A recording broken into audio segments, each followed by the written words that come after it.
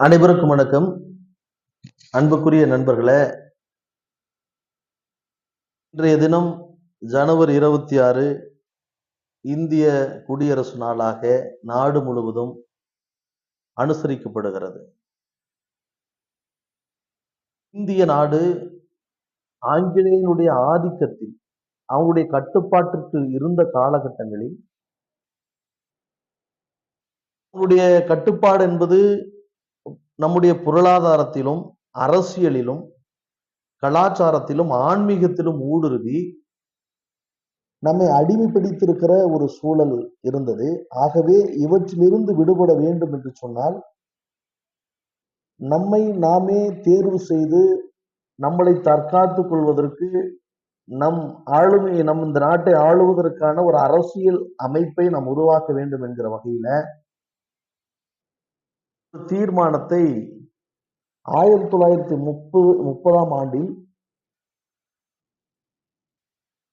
காந்திஜி அவர்கள் ஒரு உறுதிமொழியை ஏற்கிறார்.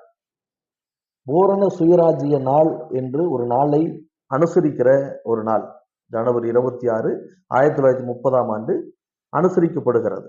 நாடு முழுவதும் அனுசரிக்கப்பட வேண்டும் என்கிற ஒரு உறுதிமொழி ஏற்கிறார்கள். அதைத்தான் 1950 ஜனவரி 26ஆம் தேதி குடியரசு நாளாக பின்னால் அறிவிக்கப்பட்டது.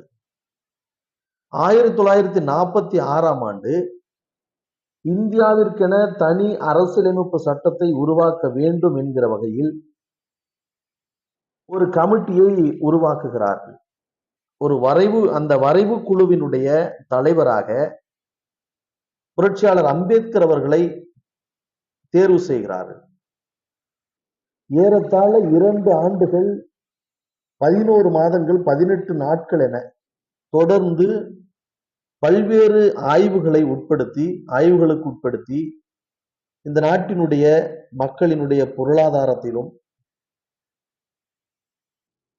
ஆன்மீகங்களிலும், வாழ்வியலிலும்,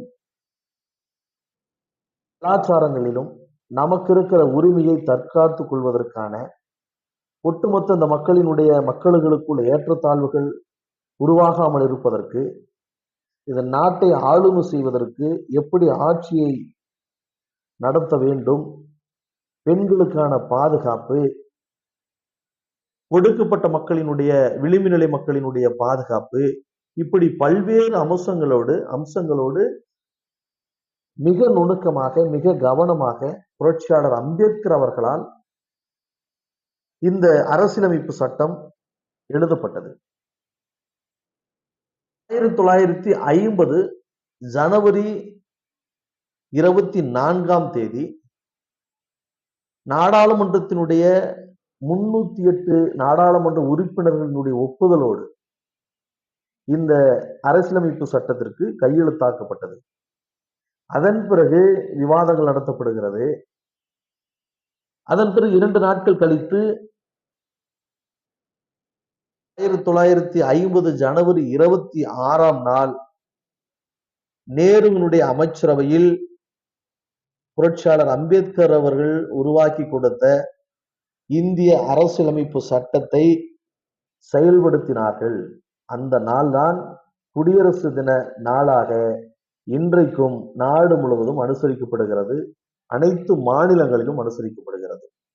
அன்புக்குரியவர்களே, புரட்சியாளர் அம்பேத்கர் அவர்களை நாம் பெருமிதத்தோடு இந்த நாளில் நான் நினைவு கூற கடமைப்பட்டிருக்கிறோம். படிக்கவே கூடாது என்று ஒரு சமூகம் இருந்தது. இந்த சமூகத்தில் இருந்து ஒடுக்கப்பட்டு, நசுக்கப்பட்டு, பல்வேறு இன்னல்களுக்கு உள்ளாக்கப்பட்டு, கல்வி மறுக்கப்பட்டு, பொருளாதார பின்னடைவுகளை சந்தித்து, அவமானங்களை சந்தித்து, மனிதர்களுக்குள்ளாக ஏற்றத்தாழ்வுகள், சாதிய கட்டமைப்புக்குள்ளாக சிக்கி பல போராட்டங்களை சந்தித்து, அதன் பிறகு தன்னை கல்வியாளராக நிரூபித்து அமெரிக்காவில் பயின்று ஒரு நாட்டினுடைய அரசியலமைப்பு சட்டத்தையே அனைத்து யாரெல்லாம் புறக்கணித்தார்களோ அனைவர்களுக்குமான நியாயமான ஒரு அரசியலமைப்பு சட்டத்தை அனைவருக்கும் சமமாக எந்த விதமான பேதங்களும் இன்றி முறையான ஆளுமைமிக்க ஒரு அரசியல் அமைப்பு சட்டத்தை புரட்சியாளர் அம்பேத்கர் அவர்கள் உருவாக்கி கொடுத்திருக்கிறார் என்று சொன்னால், உண்மையாகவே இந்த நாளில் அவரை நினைவு கூறுவதற்கு நாம் பெருமை கொள்ள வேண்டும். இந்த நாளில் இந்திய தேசம் என்பது ஒரு மதசார்பற்ற நாடு. இந்த நாட்டில் வாழக்கூடிய அனைவரும் சமம். மனிதர்களுக்குள் ஏற்றத்தாழ்வு இருக்கக்கூடாது என்கிற அந்த அரசியலமைப்பு, அந்த சட்டத்தை நாம் மதிக்கிற விதமாக அனைவரும் ஒற்றுமையோடு சமூக ஏற்றத்தாழ்வுகளை சாதியம் கடந்து, மதம் கடந்து ஒற்றுமையாக வாழுவதற்கு இந்த நாளிலே நாம் உறுதியேற்க வேண்டும் என்று சொல்லி, இந்த நாளில் அனைவருக்கும் குடியரசு தின நல் வாழ்த்துக்களை நான் சொல்லிக் கொள்கிறேன். நன்றி, வணக்கம்.